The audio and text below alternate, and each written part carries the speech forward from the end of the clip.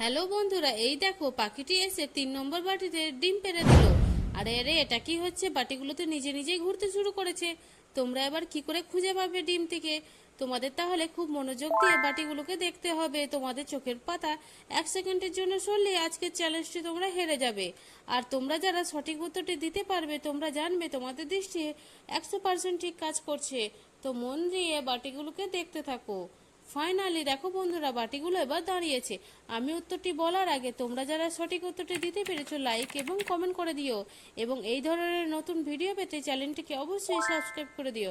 আর এই দেখো বন্ধুরা, ডিমটি 1 নম্বর বাটির মধ্যে ছিল।